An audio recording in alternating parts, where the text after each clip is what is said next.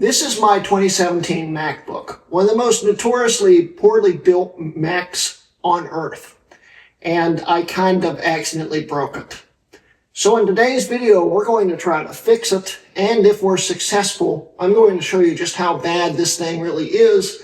And spoiler alert, it's not as bad as you'd think, as long as you don't have to fix it. So let's go.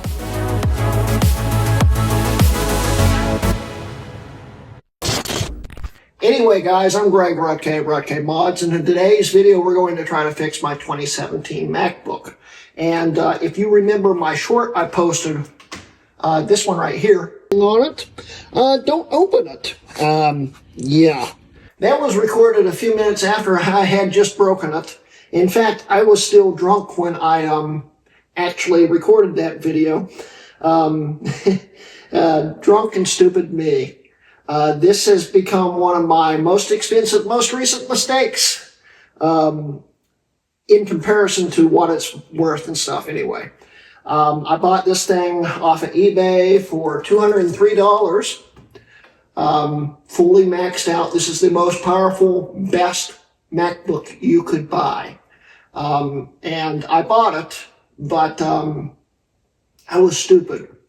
What happened was, I was having some problems with insomnia again, which I get on occasion, and it was like 4 in the morning, and I decided, well, maybe if I drink, I'll start mellowing out or something.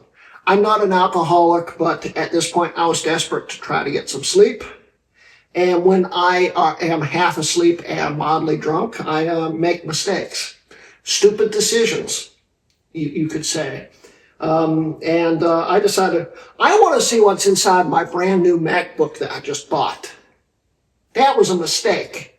These things are basically held together with chewing gum and paper clips. And they're not built like any other Mac on earth. In fact, it's hard to pick this up because there's no screws in it right now. The bottom case right here on most MacBooks is just that, a bottom case.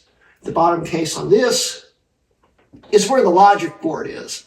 Everything connected to the inner case is connected to the logic board by ribbon cables. And there's a reason why they're so hard to pry apart. Because between the ribbon cables holding everything together and the fact that Apple doesn't want you to open it and break it, like I said, I was drunk and decided, well, it's got to be like any other MacBook. Me knowing very well it wasn't. I'll just pry the bottom off. I yanked it off and I ripped out all the ribbon cables, except the main ones for the keyboard and stuff. So I broke it.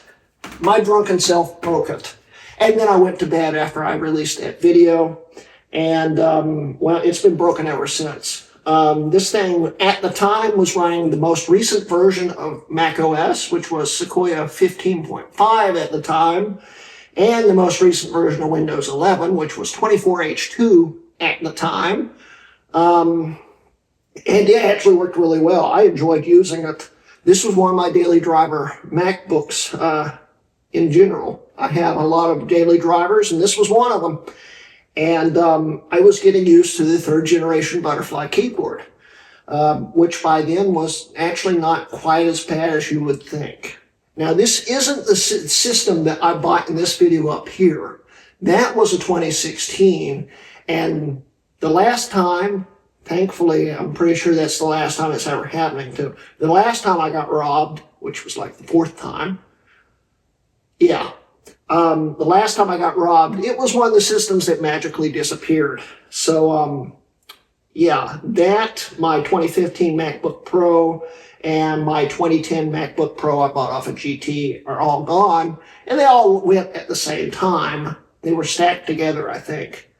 So someone just ran in, grabbed them, and ran out. I have better security now. That's not happening this time, I hope.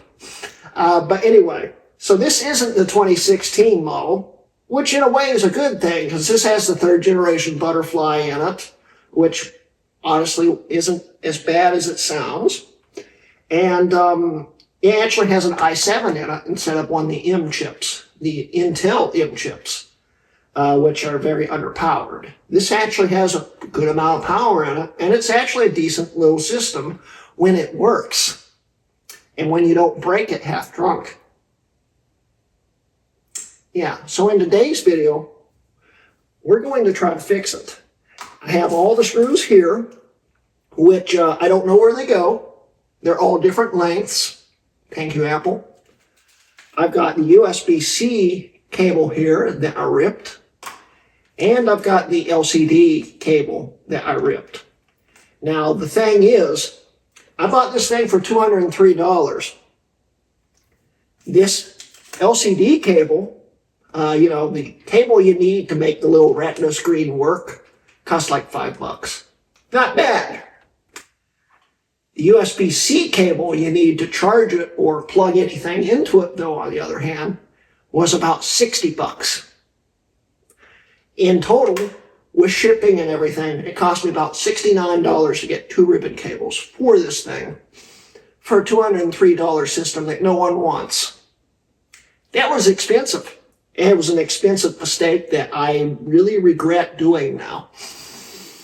And in today's video, we're going to try to fix this thing, and they are notorious for not being fixable, which I'm scared that I actually really broke this thing. Because, there's another thing. This is one of the first Macs that would turn on when you open the screen up without having to press a power button. This thing turned on at some point, and I don't even know if the battery's working in it right now. But the only way I could turn it off, because I broke everything in it, was to disconnect the battery and then reconnect it. Now I don't know if the battery has a charge. I don't know if I reconnected it properly because it's such a weird connection. So in today's video, we're going to have to also check that and pray the battery still works, because it was actually a good battery. And before we get there, would I recommend buying one of these things? If it's fully functional and the keyboard works and everything, honestly, it's not bad. But especially if you buy 2017, the 2016s and 15s, you kind of want to avoid. They just were crap. This is crap, but this is a better crap. In fact, if they had released this as the 4th generation version for 2018 model year, it actually would have been a very good system, I think. This was just right on that cusp where it was almost good. But if you have to repair anything in it, it's a paperweight. A really lightweight paperweight that barely holds down paper, because this thing's so lightweight. So, let's try to fix this thing. Let's go. Okay, iFixit gives this thing a repairability score of 1 out of 10, which I actually agree with them. This is the most annoying thing I've ever had to open, and I really regret opening it. And I'm afraid to open this case again because I have a feeling I might end up breaking another thing, like another ribbon cable, which would be a nightmare because there's so many ribbon cables in this thing. So we're going to try to open it and keep it in one piece, which I don't know how this is going to go. Okay, so let's take this bottom case off carefully. It doesn't help it's got these giant magnets that help hold it together. As we can see in here, we can see the 2 ribbon cables that I need to disconnect that I don't know how to get to, which should be fun. So let's do that. Okay, so iFixit says we need to disconnect this stuff, and I don't know how it's connected. But it's also the last ribbon cable that needs to come out. Okay. Yeah, there it goes. Now we should be able to flip it out like that. How about that? So I got lucky. One of the ribbon cables, which goes to the headphone jack, survived the yanking. So we're good there. This also survived, which is the main, I don't know what that goes to either. That's the logic board. It's so tiny. This just, I guess, is the trackpad connection. So I'm lucky I didn't rip that too, because I'm sure that would have cost as much as the MacBook did. Here's the other cable we ripped here, which we'll have to fix. Oh, this is going to be fun. I'm looking forward to this. So, first things first, let's try and re-disconnect the battery so it doesn't do anything that we don't expect it to do. So I'm going to do that real quick. There's the screw to the battery, and then we've got to disconnect it, and I don't know how to do that either. So that's going to be fun. Put that there. And I'm going to do a little research. So the only way to disconnect it is to take the logic board out. We're not doing that. So we're just going to try not to turn it on. So we'll see how that goes. Anyway, what do we need to do now?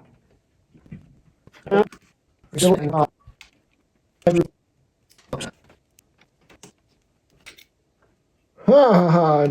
really like that. That's it doesn't even click in, really. Well, there's the RIP ribbon cable for the USB-C. And while we're in here, we should probably take the ribbon cable to the LCD out. There's the other ribbon cable I destroyed. So we're doing pretty good here.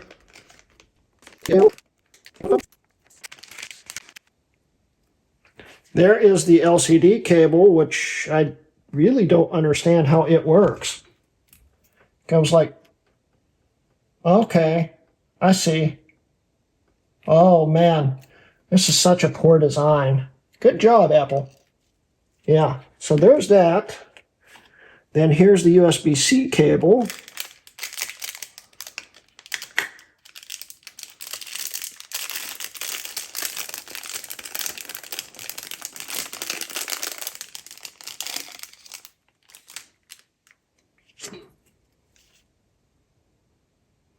Okay, cool. So, yeah, I don't know where to go from here because I'm too afraid to touch anything on it, really. Yeah. It's probably easier to work on the top case first and fix all the connections on it, and then switch to the bottom case. So let's do that first. All right, so I need to flip this up. This is the cable that survived. Like that. Now that should go back in. This is the cable for the LCD that I ripped. I don't know how to get to it. And there's no tutorial on how to do it either that I can find. Yeah. Okay, so we've got to take this board apart to get to the connector for it. Great design, Apple. Wonderful design. So thrilled on this design, Apple. It takes a Torx. It's funny how every single one of these screws are totally different. It's almost like Apple didn't want you to fix it if you broke it.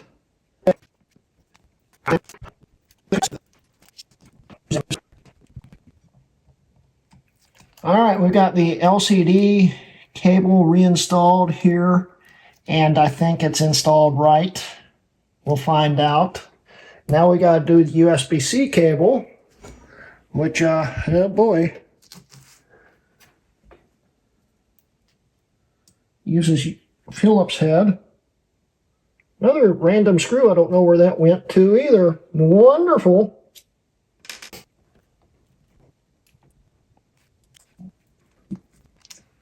I'm not too worried about breaking this because, well, it's already broken. But it won't come out. Well, that's nice. The board is still in the case, but the ribbon cable's in my hand. Like I said, held together with chewing gum.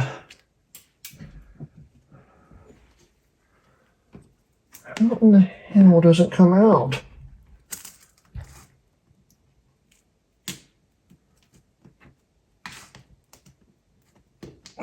There it goes. There's what's left of the $60 ribbon cable I broke. Don't need it now.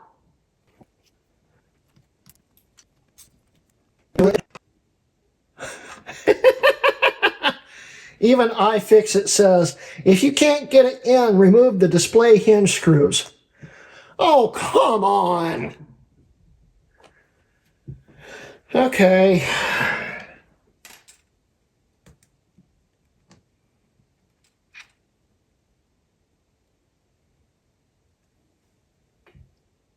Yeah, we're not doing that. Screw that idea. We're just going to get it in there somehow or another. Yeah, I still had to take the hinge screws out. There was just no way getting it in. That was fun. Yeah. Now that I have all the ribbon cables reinstalled here, we're just going to YOLO it, and I'm just going to put it back together and pray it all goes back in one piece off camera. Otherwise, I'll definitely break it while trying to film it. So we'll see you guys in a bit when it's hopefully back together. Okay, we've got all the ribbon cables I damaged or yanked off back on. Now the hardest part will be flipping the case back over to plug this in, and I need to reconnect the battery. So I need to do that too. And then after that, we can figure out where all the other screws go. I literally have to hold the bottom case above it at this angle, slide this into here, and click it in without disconnecting anything that I'm currently putting pressure on. Yeah, this was a great design, Apple. Wonderful design. Well, I hope all the ribbon cables are still connected. Now I have to figure out where all these screws go. Yay! All right, we figured out where all the screws go. Now here's the moment of truth. This thing hasn't been plugged in months. I don't know if I connected the battery correctly, and I don't know if any of the ribbon cables are connected correctly, and I don't have a USB-C charger on me right now. So I don't know if this is going to work at all, and I'm curious to see if it does. So just carefully flip it over because it's made out of glass, basically.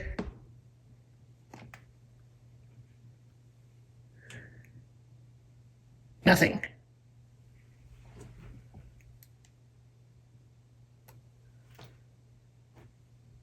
Nothing. Hopefully the battery's dead. All right, we got my MacBook Pro charger here. Let's plug it in.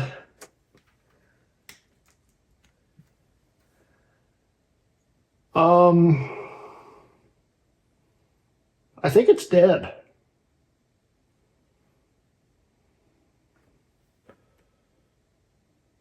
Oh! Hey! Hey, the keyboard works. Oh, thank God. You guys don't understand how annoying these things are to fix. I didn't think I'd fix it. Wow. Okay. It's booting up here. Taking a long time to boot up. Does the battery work? Battery does work. Okay, good. Okay. Well, we'll see you when it's finished booting up, I guess. Well, we're almost booted fully into Sequoia here. And it is charging the battery. It was at 53%. It should have turned on. I don't know why it didn't. I guess it needed some kind of reset. It seems to be working. So, yeah, let's get you guys down to height with this thing. All right, we're going to do a cold boot on it and see what we got here. So, things about the second generation MacBook. Well, third generation MacBook. Because we got the non-unibody, then the unibody, and then these. These are the butterfly ones. These are the first systems that introduced the butterfly keyboard, the future of Apple keyboards. Future of Apple keyboards, aka the worst mistake that Apple ever made. Well, that and releasing these. These things are notorious for just randomly dying. The screens will go out in them. Keyboard stops working. It's just not a good system. And even though this thing's got an i7 in it and an SSD, as we can see, it still takes a while to boot up. This was the best model they made.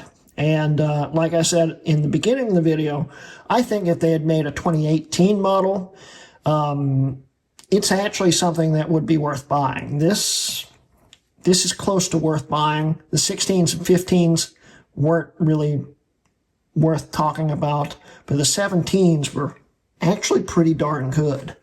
The only thing that they didn't have going for them is, soldered on RAM and SSD, and yeah, the SSD maxes out at 512 gigabytes, which is kind of small still today, but this thing is actually pretty useful in today's world. If we go to about this Mac and it's still loading, we will see the old install of Sequoia I put on here in the beginning of the year. It's still loading. Once it's loaded, it's not a bad system, but it almost loads like it's got a hard drive in it. These things are painfully slow at boot up. And it's still loading. Can we please just load?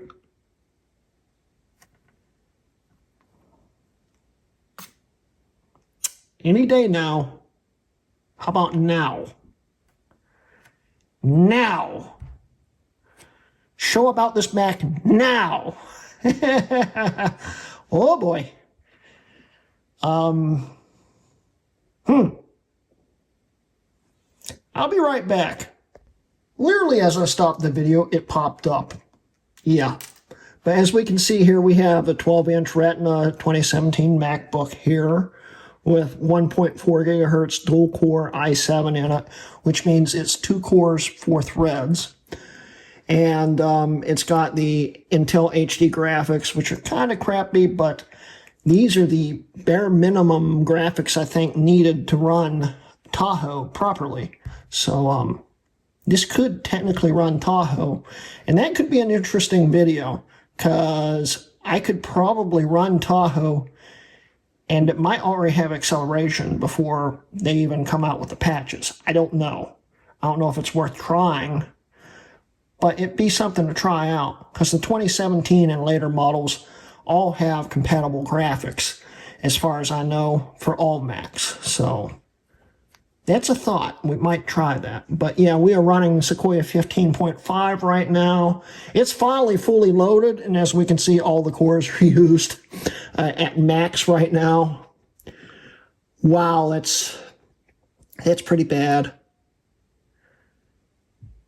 The sad thing is my 2014 MacBook Air with the Haswell CPU in it, this is, I think, Coffee Lake, has the same horsepower in it and runs faster than this.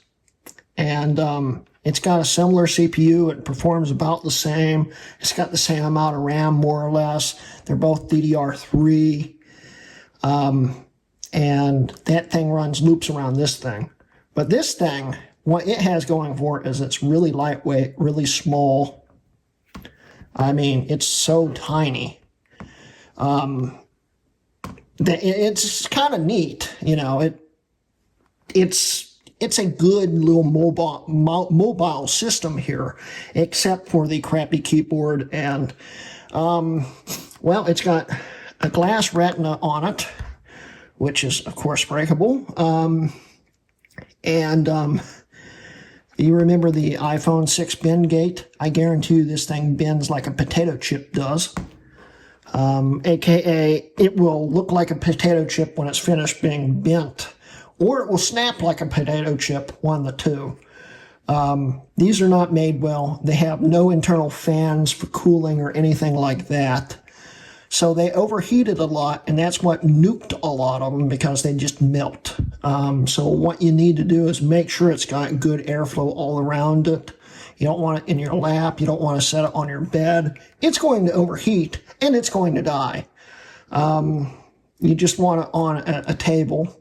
You can have it in your lap as long as there's good flow around it. You don't want any heavy-duty blankets or anything on it, because that will melt it. There's no fan. It just self-cools itself. It's got an i7 in it, the most powerful CPU they ever put in one of these things. It runs freaking hot. The whole bottom of this thing turns into an oven. It's like having a hot plate on your lap. A really quiet hot plate, but it's still like a hot plate. It's bad. So, yeah, I don't know what else to show you guys on it, because it runs like any other modern day supported Mac. Once it's booted up, it runs totally fine, as we can see here. Look at that. It also thinks it's December 31st. What year does it think it is? As we can see, it's really responsive here. Let's see here. Saturday, December 31st. It still doesn't tell me what year. What year does it think we're in? December 2022. That's because I disconnected the battery. Yeah. So, yeah. It's still got all my Mac-Yak schedules on here and stuff from 22. It's funny. But yeah, it's now finally fully booted. It's actually a little more responsive now than it was. It's a useful system. Don't get me wrong. It's a good modern day web browsing system. You could do light photoshopping on it. You would not want to do a whole lot more than that. And video editing is pretty much out of the question. It just doesn't have the power to. But, you know, like going to a regular website and stuff, and I've got to get this on the internet first. We'll be right back. All right, so this is currently kind of stuck in an iCloud sign-in because quality Apple cheap, crappy laptop. But honestly, it's still better than you'd think. Let's go to my first part of my excerpt video since it's already sitting here. It's pretty fast.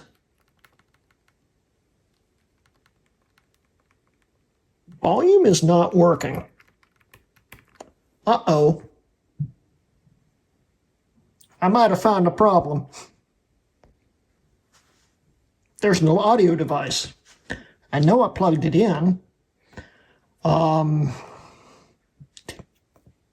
It could be a problem. Hedge your bets. Is it the OS or is it the hardware? I'm leaning towards the hardware, but let's see if it's the OS. And this, ladies and gentlemen, would be what you would call a hardware failure, which I don't know if I broke it or if it just decided to die. Probably I broke it, but there's no sound now, so this thing's not quite so useful anymore other than a web browse. I think this is deserving of another video on this thing in the future when we try to figure out what's going on with it. But I think I am going to wrap up the video because it's just, yeah, a nerve-wracking pain in the butt that I just don't want to deal with right now. So let's wrap up the video. So this is a system that deserves a comeback on to actually do a review on it when I figure out why the audio stopped working. As you could see in the video, it's not fun to work on. It's one of the most nerve-wracking things on earth to work on. And I hope the battery never dies in this thing because it involves a lot of glue. This thing was not built well. They never have been. And if I wasn't a drunken idiot, it would still work fine, I'm sure. unless the audio hardware just randomly decided to die, then in that case, the audio hardware would have died either way. Yeah. It's an interesting system. It's a system that it was ahead of its time. It's a system that was very futuristic. This was the first modern day looking Mac. It introduced all the design cues that are still carried over to the Apple Silicon systems, except for the keyboard, of course. This looks like a new MacBook Air in some ways, but it's worse. It's a lot worse. But in reality, it's not a horrible system. It's not a system I'd just go out and buy. But I wanted one, so I bought one. And I made some bad decisions with it. And now the audio doesn't work. And I'm not sure why the audio doesn't work, so that's going to take some troubleshooting. It might be something simple. But I think that the headphone jack ribbon cable is actually damaged, and I just didn't see the damage. I'm afraid to open it back up right now. I'm really afraid to open it back up because I'll end up breaking something again. So we will come back to this system, no telling when, but it does deserve an actual review on it where it actually works. And right now it doesn't work right. It's mostly functional, but not completely functional. Anyway, so on that disappointing end note there, that's the end of today's video, guys. I hope you enjoyed today's video and the nightmare that these things are. The MacBook 3rd generation just kind of really sucks. And this was the best of the ones that sucked. Yay! So, yeah. Oh, and another thing, this was the only model that came with 16 gigs of RAM as an option. All the other ones came with 8, which is an improvement. I think this was the only model that came with 512 megs of SSD too, which is an improvement. The other ones came with 256. They were very basic. And this is a lot less basic, but still very fragile and honestly a pile of garbage. When you're not messing around on the inside of it and it's actually working properly, it's not an awful system. It could use some fans, but there's no room to put fans in it.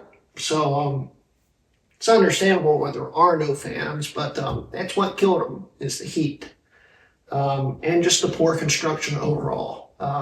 They weren't really made to be serviced. Once they break, they're supposed to be tossed. Apple and their quality, save the environment. This is one of those systems that you just toss and let the environment suffer with it. Yeah. But when it works, it's not a bad system. These are pretty nice. The screen is gorgeous. It's really sharp. And that's one of the reasons is because it's a 12-inch. Everything's just so compacted on the screen. It's super sharp. It's a very nice experience to look at.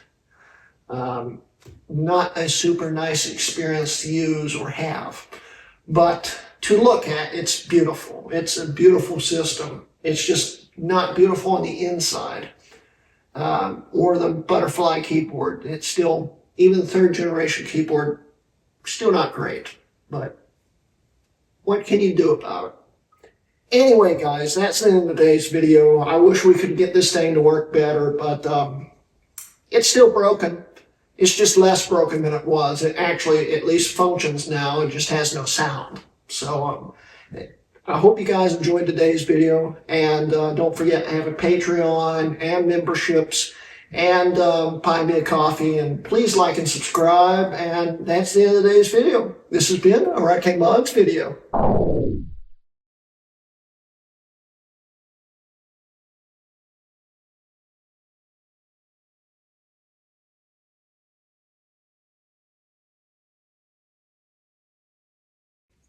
I hate this system. I couldn't just end the video that way, so I decided maybe I could fix it. I didn't even pull on anything. I opened it up as carefully as I could. I found that is halfway unplugged, which probably happened when I yanked it the first time. But as we can see now, the trackpad keyboard cable, I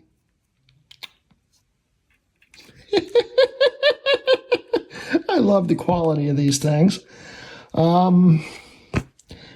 I didn't do it. I literally just had the thing slightly open. I was fooling around with the ribbon cable. I heard a pop and that noise. I looked, I went, oh no. This thing is a nightmare. When I went to go unplug that, I smelled smoke. Smoke started pouring out of it. I think it's finally dead. I don't think I'm going to fix it. Uh-oh. I don't even know what caught on fire. I don't know how that happened. What quality Apple product here. Oh well. It's dead. I'm afraid to leave it alone now because what if it just randomly decides to catch on fire? Because I don't know where the smoke was coming from. Yeah. Quality. I did figure out what killed the audio. That wasn't plugged in all the way. I mean, that probably didn't help, but that was probably the problem. It probably started pulling back out because the connector's a little mangled when I was popping it back together.